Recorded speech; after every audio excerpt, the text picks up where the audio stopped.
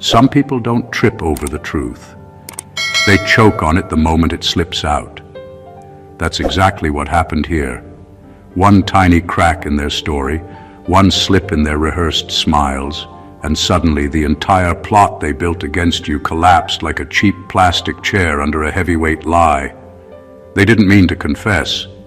Oh no, their plan wasn't supposed to end with them spilling everything like a toddler dropping a bowl of cereal. But pressure has a funny way of turning masterminds into accidental whistleblowers. Here's a fact. According to behavioral psychology, people involved in hidden wrongdoing unconsciously start revealing pieces of the truth long before they're caught. Their posture changes, their tone shifts, their memory becomes inconsistent, and eventually the weight of their own secrecy forces a leak. That's exactly what happened in your story. They weren't noble, they weren't remorseful, they simply ran out of emotional storage space. Humans are terrible vaults, and what makes this even more interesting is why they cracked. It wasn't guilt, it wasn't fear, it wasn't morality suddenly waking up from a deep sleep. They cracked because the truth they tried to bury kept growing sharp edges, and those edges began cutting them from the inside. They cracked because the version of you they plotted against no longer exists, and reality exposed them faster than their lies could protect them. They cracked because pretending became harder than confessing. And let's be honest, watching the whole plot unfold was unintentionally hilarious. They tried to act calm, but their nervous laugh gave Wi-Fi struggling to reconnect. They tried to hide the truth, but their eyes were practically screaming subtitles. They thought they were holding a poker face, but the universe clearly rated it 1 star. So now we're here. The moment the mask slipped, the truth tumbled out, and the entire conspiracy unraveled in front of them, like a cheap mystery novel, with pages missing. This isn't just a story of betrayal. It's a full revelation of what people do when their own games turn on them. This is what happens when the plot against you backfires so violently that even the plotters can't keep it together. Let's break it open. Number 1, their plot didn't fail because you were protected. It failed because they never understood you in the first place.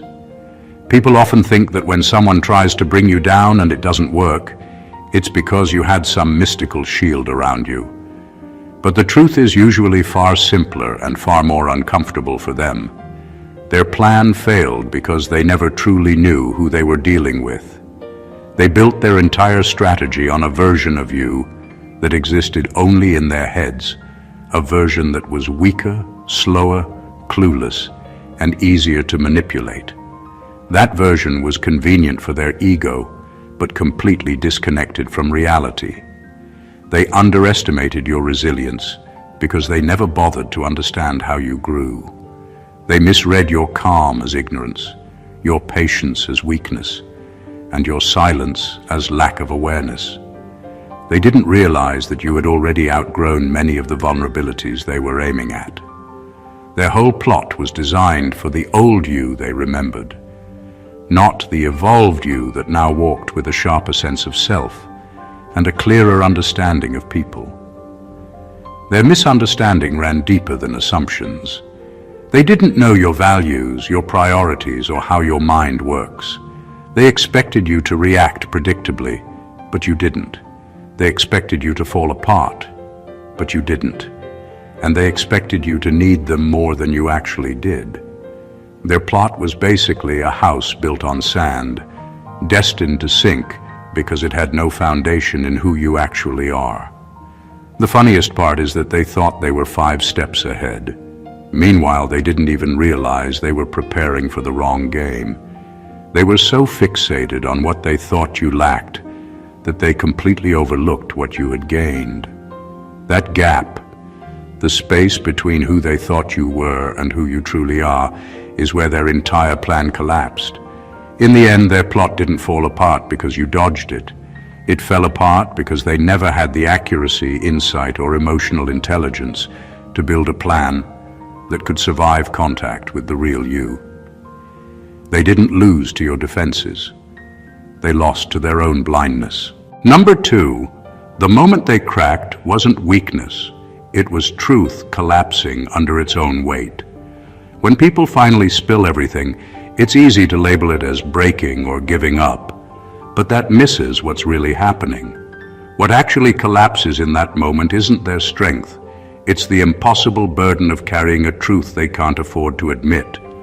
Lies can be maintained for a while, especially when they're light and simple.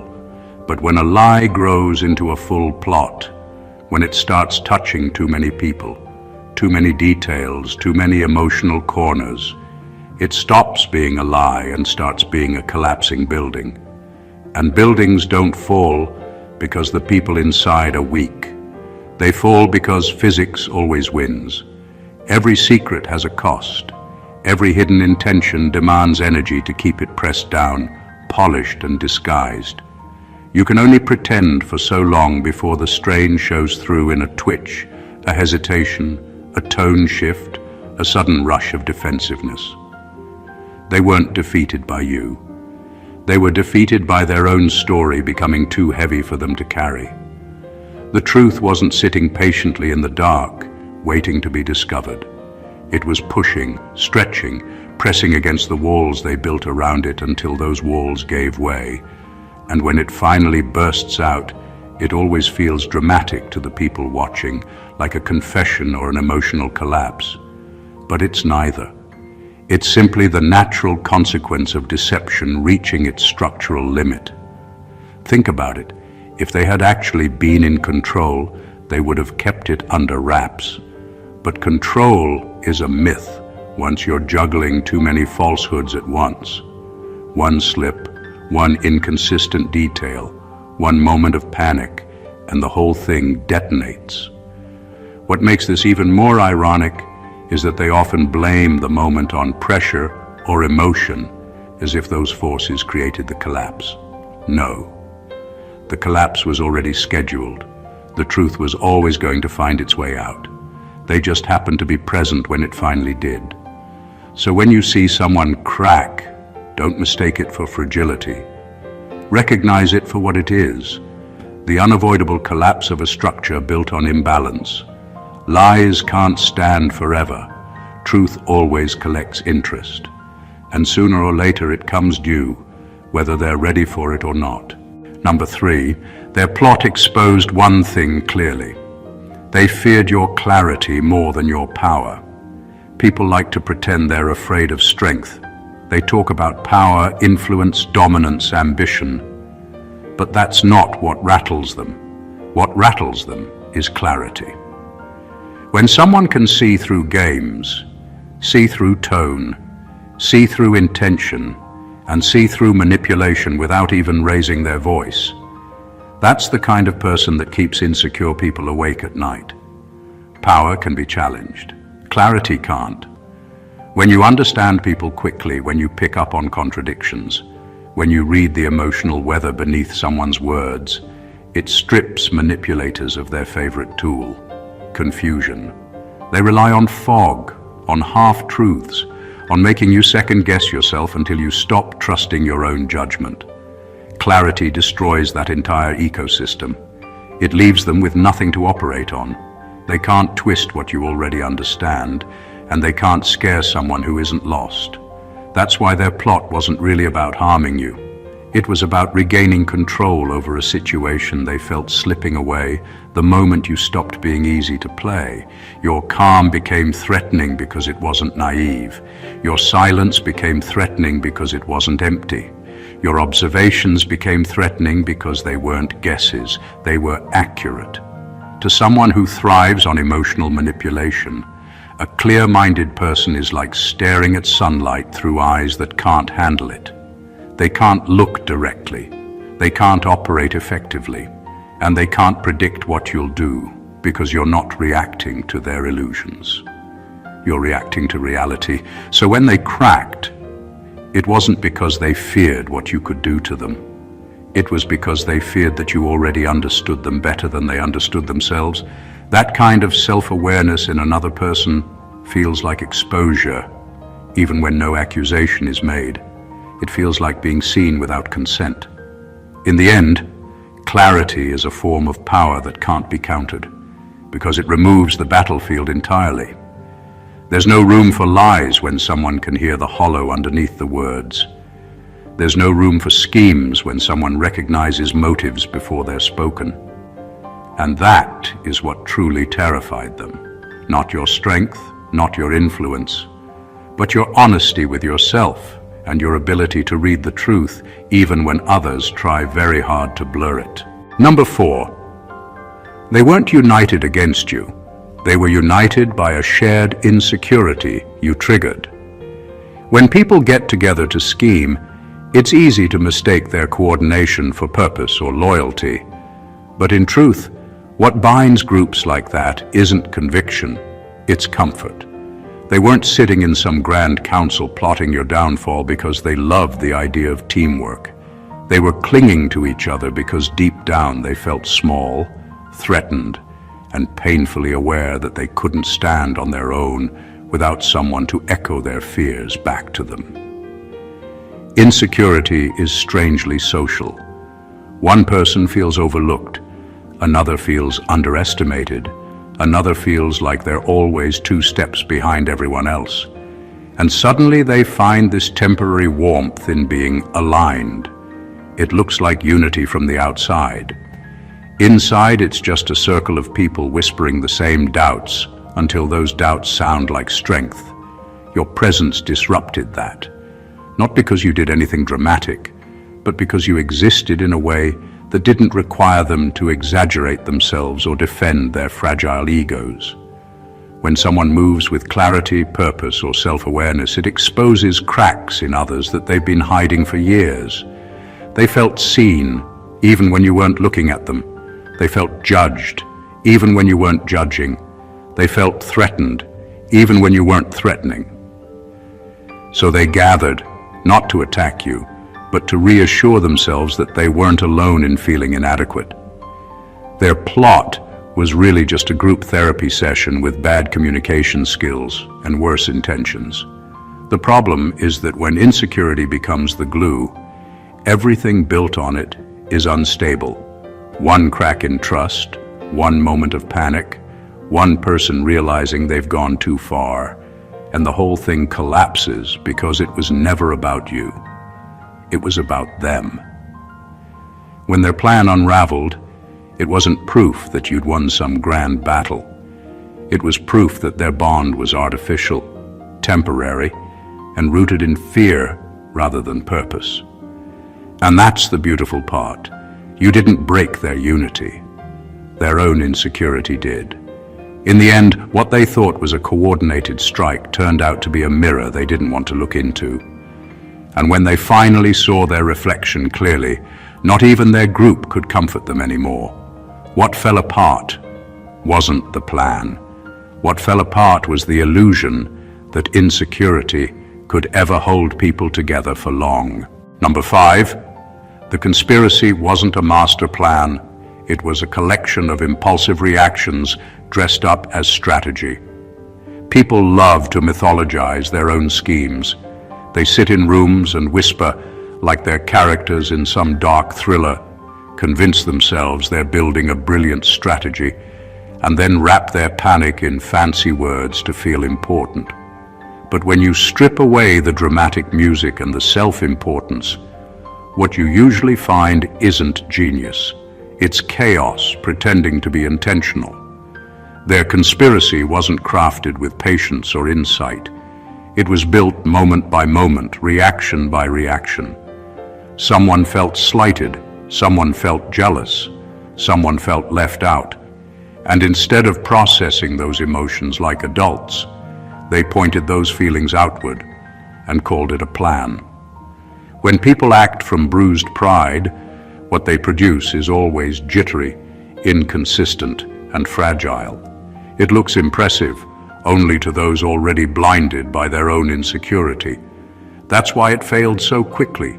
Real strategy is rooted in understanding people, understanding consequences, understanding timing.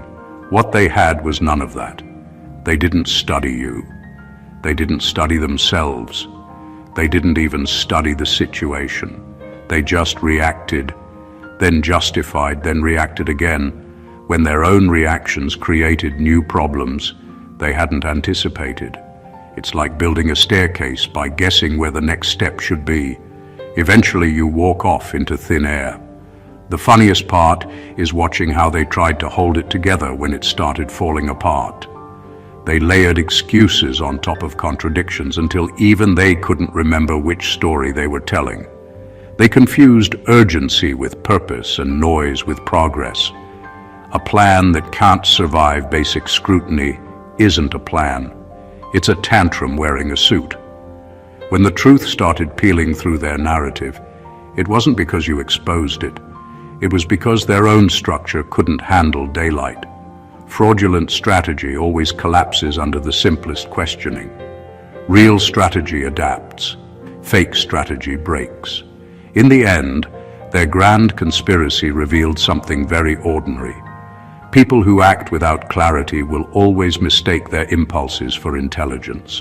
And when those impulses finally meet reality, they evaporate. Not because reality is cruel, but because reality always demands honesty, coherence, and calm, qualities they never bothered to develop in the first place. Number 6, their confession showed that guilt eventually becomes louder than loyalty. There's a strange moment that happens in people when they're carrying something they can't stomach anymore. It doesn't come as a dramatic emotional breakdown or a sudden moral awakening like movies love to pretend. It comes as a quiet, persistent pressure that grows until it starts shouting through their actions.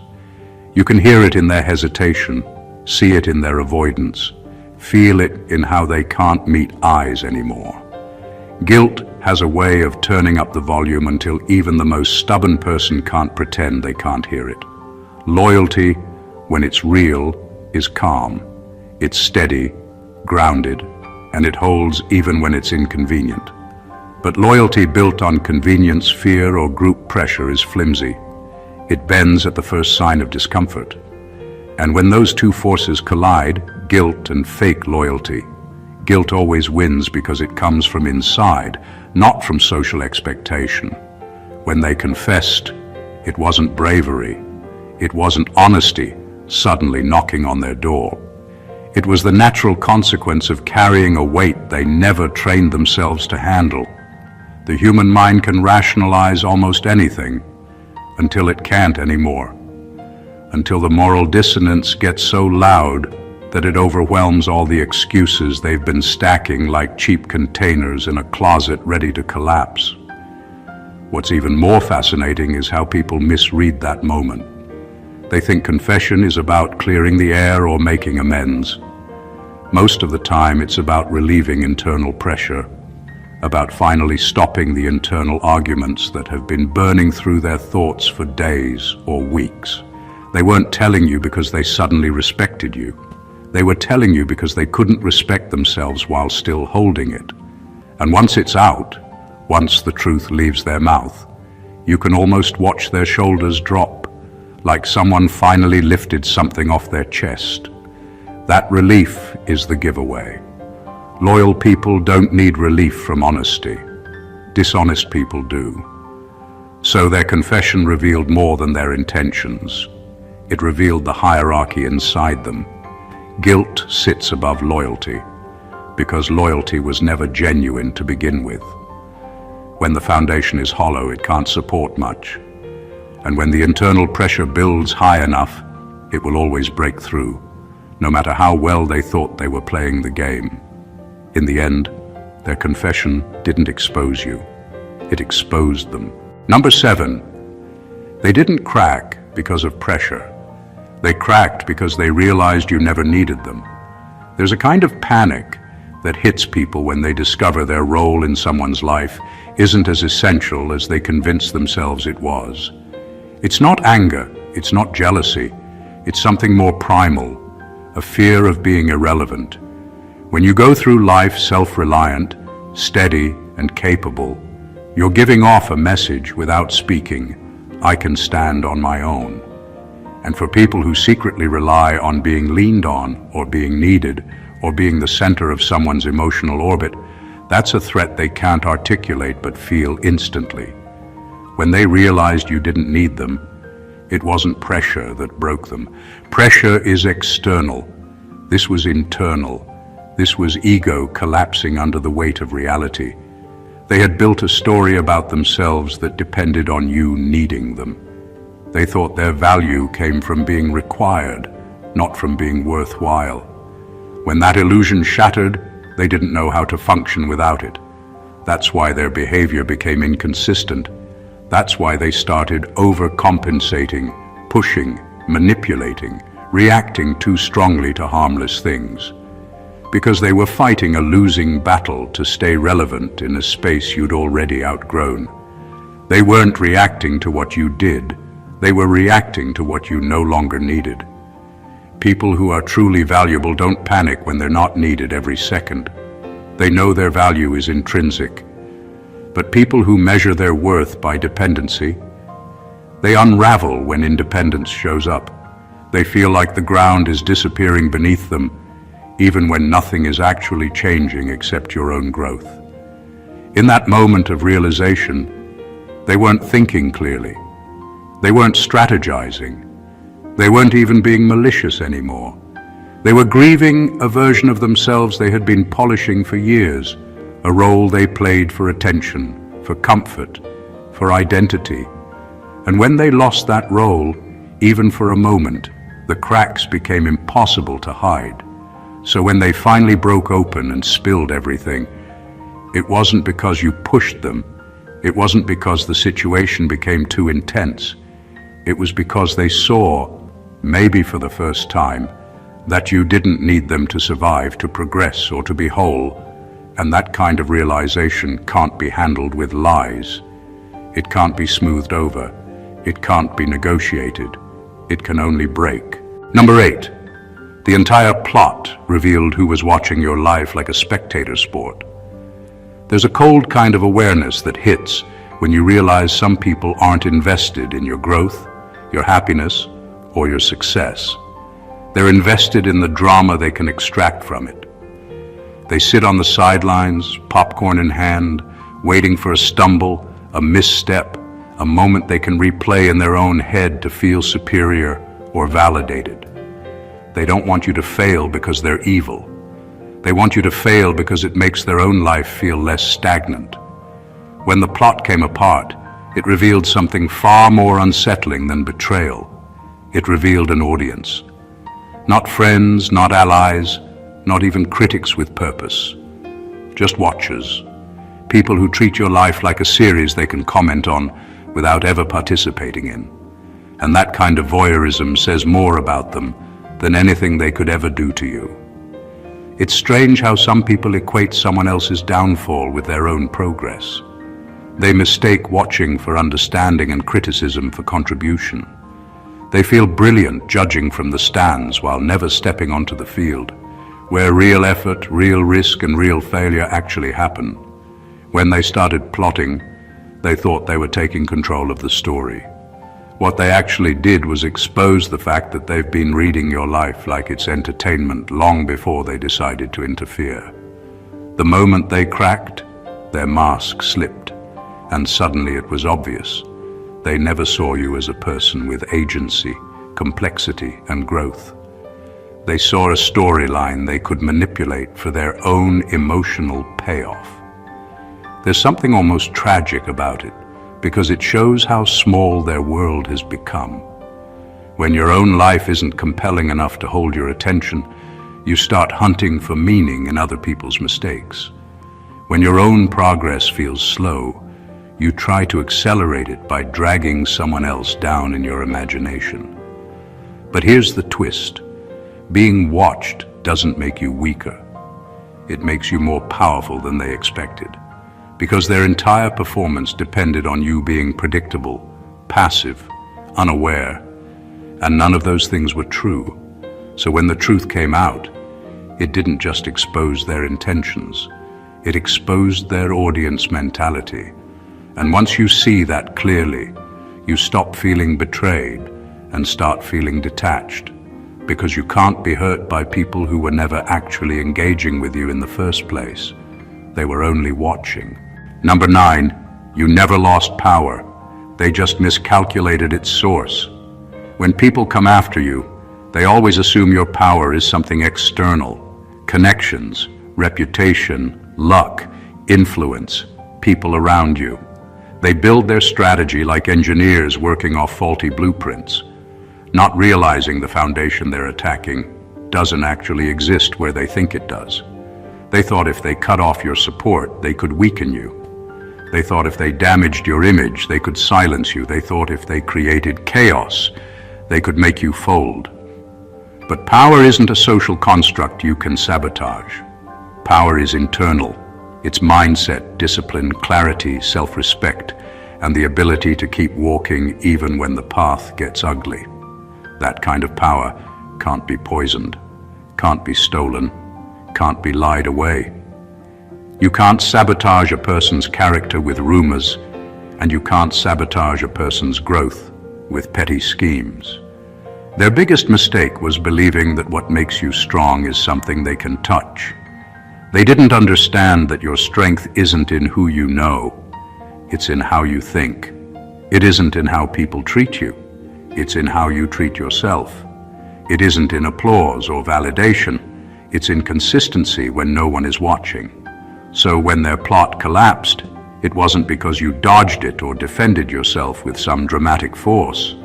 It collapsed because it was aimed at the wrong target entirely. They fired arrows into air and wondered why nothing happened. They built traps in places you stopped walking long ago. They attacked a shadow and called it victory when it dissolved. The funniest part is how shocked they were when they realized the damage they thought they dealt barely left a scratch. They expected cracks and saw none. They expected hesitation and saw confidence. They expected disruption and saw calm. Because they never understood the engine powering you, and you can't break what you can't even identify. In the end, losing power was never on the table. What was on the table was their own misunderstanding, their own arrogance, and their own inability to look deeper than surface-level influence. So when they failed, it wasn't proof of your invincibility. It was proof of something even more important. They don't get to define where your power comes from. You do. Number 10. Their plot showed you exactly who was benefiting from your humility. Humility is one of those traits people celebrate in theory but exploit in practice. When you're kind, patient, soft-spoken, and unwilling to make a scene, some people treat that not as a virtue but as an open invitation. They slide into the space your generosity leaves, take advantage of the silence you hold, and build comfort on the idea that you won't call them out, even when they're stepping over boundaries you never set loudly enough. When their plot came to light, it exposed something deeper than betrayal. It peeled back the curtain on who had been thriving on the version of you that refused to confront, refused to retaliate, refused to turn small offenses into big arguments. Your humility wasn't just a personality trait, it was a resource, and they were mining it without guilt, without effort, without even realizing how dependent they'd become on a kindness they never intended to repay. It's always shocking the first time you see it clearly. The people who talk loud about integrity but collapse when they can't lean on someone else's restraint. The ones who take your calm as permission, your forgiveness as a pattern, your understanding as a guarantee that you'll keep absorbing their mistakes without complaint. Their plot didn't just show their intentions, it revealed their dependency. They needed you to stay humble because it kept their own flaws hidden and their own discomfort manageable. When you don't create friction, they get to avoid growth. When you don't confront, they get to stay unchanged. When you swallow what hurts, they get to pretend they never did anything wrong. And that realization hits harder than the betrayal itself, because it forces you to ask a question most people avoid. Who in my life is comfortable because I refuse to make them uncomfortable? It's not about becoming harsh or losing warmth. It's about understanding that virtue without boundaries becomes fuel for people who don't deserve it. When their conspiracy unraveled, it wasn't just their intentions that were exposed, it was the hidden economy of giving and taking that had been operating silently around you. And once you see that system, once you finally identify who was profiting off your humility, you can't unsee it. That's the real power in truth. It turns kindness back into choice instead of obligation. Number 11, they studied your weaknesses but ignored your evolution. When people plan against you, they usually dig through the past because it's easy. The past leaves fingerprints, the past leaves patterns. The past can be analyzed like old data on a broken hard drive. They look at who you were months ago, years ago, sometimes even decades ago, and think they've cracked the code. But what they forget, what they can't seem to grasp, is that people evolve. Quietly, steadily, without fanfare, without updates or notifications, without anyone else noticing until it's too late. They studied your old doubts, your old mistakes, your old softness, and built their entire strategy on that outdated blueprint. But growth isn't flashy. It doesn't come with fireworks or announcements. It comes with subtle shifts, harder boundaries, sharper instincts, deeper self-respect, quieter confidence. It comes with learning how to read people, learning how to stop giving energy to what drains you, learning how to walk away from what doesn't serve you. They didn't account for that. They didn't even consider it possible. To them, people stay the same because it's comforting to believe change is rare. It makes their own stagnation feel normal. If you evolve, it forces them to confront their own lack of progress. And that's a mirror they avoid at all costs. So they attack the ghost of who you once were, not the person standing in front of them now. They expected hesitation and saw certainty. They expected insecurity and saw composure. They expected emotional volatility and saw discipline. Every assumption they made was answered with a contradiction, and each contradiction weakened their plan until it collapsed under the weight of their own incompetence. What they thought was clever analysis turned out to be amateur psychology. What they thought was insight turned out to be nostalgia dressed as strategy. They thought they were dealing with someone predictable, someone moldable, someone who hadn't yet learned their own worth. But evolution changes the rules. It changes the tempo. It changes how you respond and what you tolerate and what you ignore. They didn't realize that by the time they started plotting, you were already miles beyond their reach, living in a version of yourself they hadn't even imagined. So when their plan failed, it wasn't luck. It wasn't protection. It was simply reality proving that growth is the greatest defense and the one most people forget to plan for. Number 12. Their confession wasn't an apology. It was self-preservation. When someone suddenly opens up, it can sound noble on the surface, like they've reached some moral peak or rediscovered their conscience. But if you listen carefully, if you pay attention to the rhythm underneath their words, you'll hear something else entirely. Panic. Not the panic of being caught, but the panic of being exposed to themselves. An apology is outward-facing. It cares about the person harmed. It acknowledges pain, responsibility, and impact. What they offered wasn't that. What they offered was a pressure release valve. They weren't trying to mend anything. They were trying to stop the internal damage they'd been causing themselves for weeks or months. Carrying a lie is like walking around with a stone in your shoe. At first it's small. You adjust. You ignore it. You convince yourself it's fine. But the longer it sits there, the deeper it digs in. And eventually every step hurts. At a certain point, confession stops being moral and starts being mechanical. It's no longer about right or wrong. It's about survival. When they spoke, Their focus wasn't on you, it was on them. Their tone wasn't repentant, it was relieved. Their words weren't designed to heal, they were designed to detach themselves from the weight they could no longer hold. It's the difference between someone saying, "I'm sorry you're hurt," and someone saying, "I can't carry this anymore." The irony is that people who confess for self-preservation often think they're doing something virtuous, when in reality they're just stepping out of their own discomfort and calling it bravery. They mistake the removal of their own suffering for an act of kindness. And the moment you see that distinction, the entire scene rewrites itself. What looked like remorse becomes a mirror reflecting their limits, their fear, their lack of emotional endurance. Because genuine apology asks, "How can I make this right?" Self-preserving confession asks, "How can I stop feeling this?" So when their truth spilled out, it wasn't redemption and it wasn't reconciliation.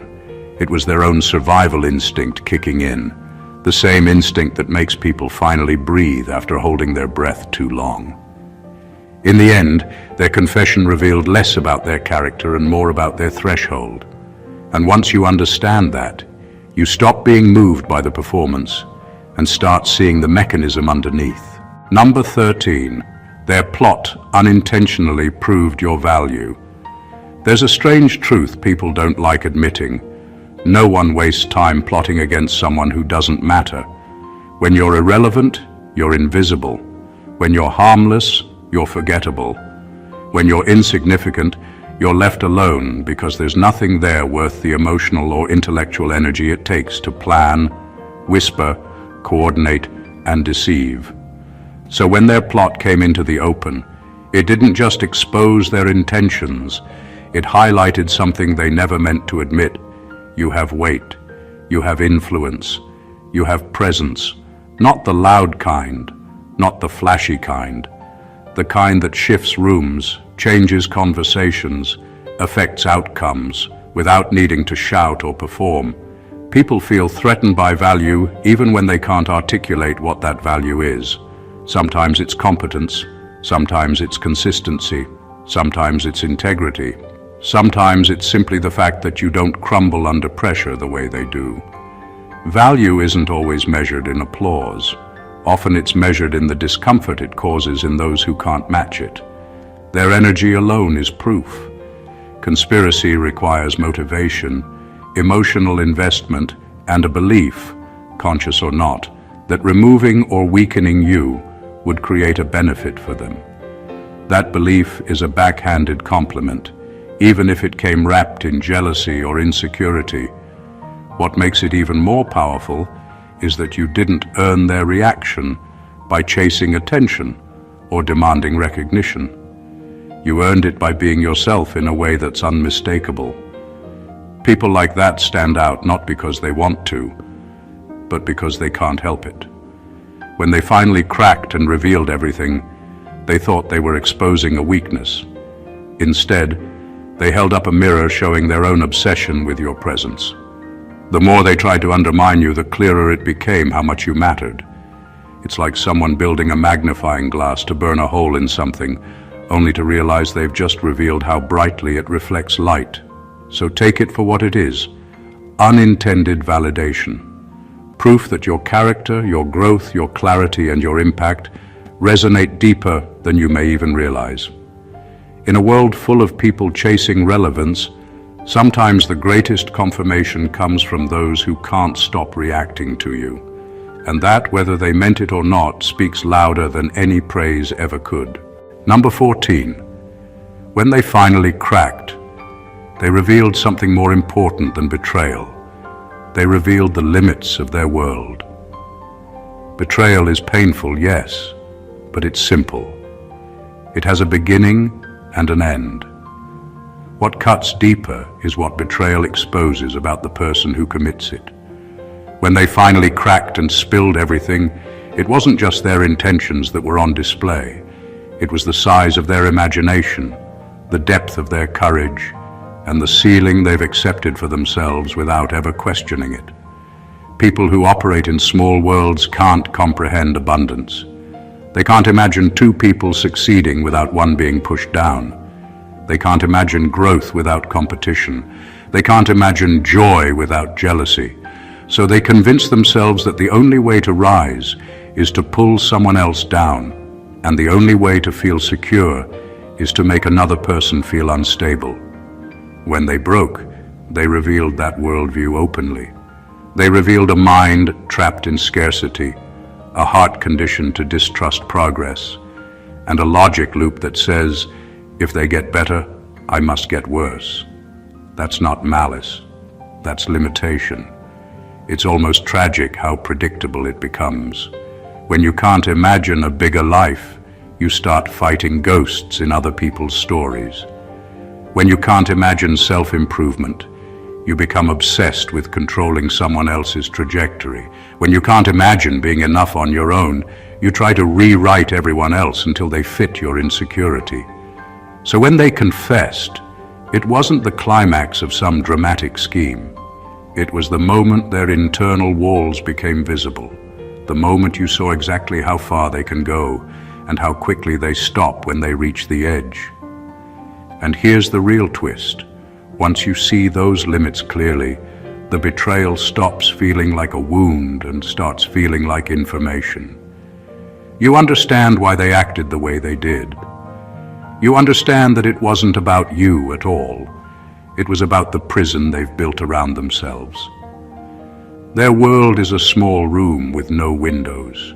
Yours isn't. When they cracked, they didn't expose your vulnerability. They exposed their own confinement. And in that revelation, you gain something more powerful than anger or hurt. You gain clarity. Because once you see the limits of someone's world, you stop expecting them to ever meet you anywhere beyond it. And you can finally walk forward without carrying their ceiling on your back. When all is said and done, what this whole collapse reveals is not just that someone plotted against you, but that their own fears, misunderstandings, limitations, and insecurities did more damage to them than any plan ever could to you. Their plot failed not because you were lucky, but because they were blind. They cracked not because they were pushed, but because they could no longer carry the truth they buried.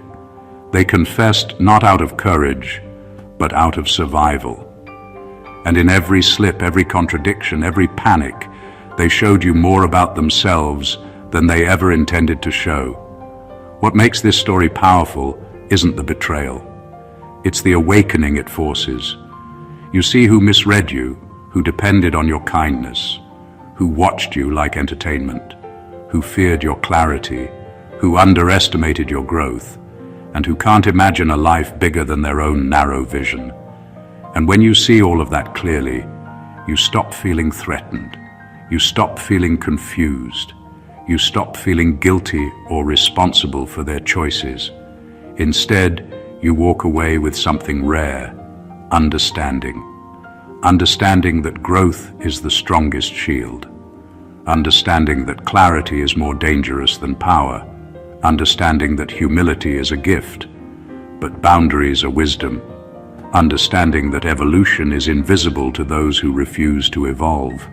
Understanding that people expose themselves long before you ever need to expose them. So take that with you. Don't let the noise distract you from the lesson. Don't let their collapse pull you backward. Their world is small, but yours doesn't have to be. If this video gave you even a single moment of clarity or that little aha spark you've been looking for, then do me a huge favor. Subscribe to the channel, drop a like, leave a comment with what hit you the hardest, and share it with someone who needs to hear it. Because the truth isn't meant to sit quietly, it's meant to be passed on. Thank you for watching, and I'll see you in the next one. Stay blessed always.